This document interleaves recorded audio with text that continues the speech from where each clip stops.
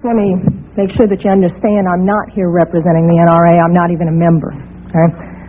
Secondly, I'd like to say that in your opening statements, you commented specifically on my testimony, saying that basically it had nothing to do with this issue.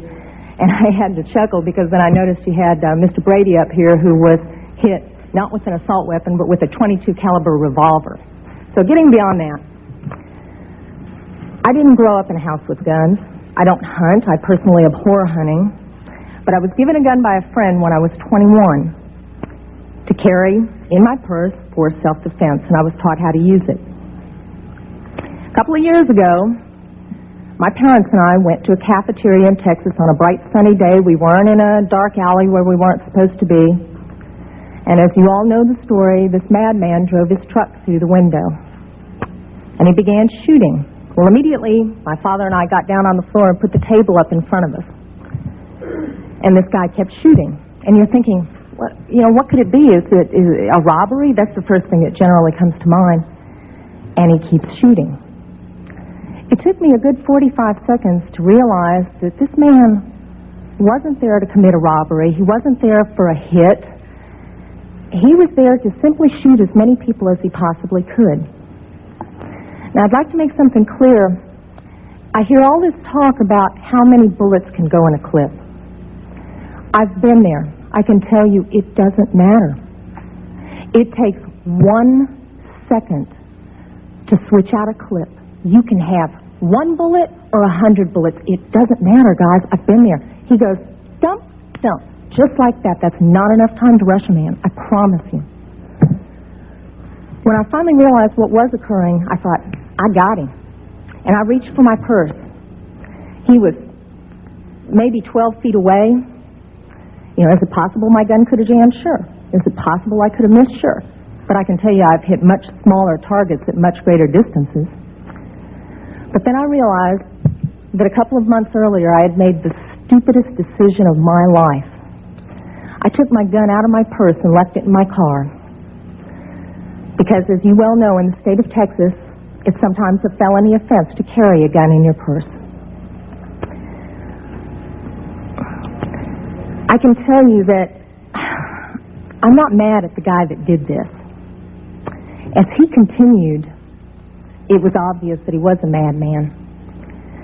My father, at that point, said, I just got to do something. I've got to do something. He's going to kill everybody in here, and he rushed the man.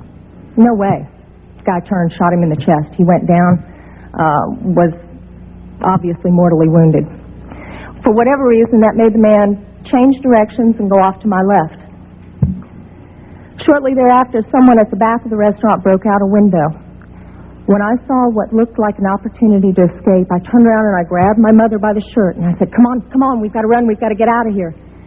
And then my feet grew wings and I was out the back window. As soon as I got out, I realized that my mother had not followed me out.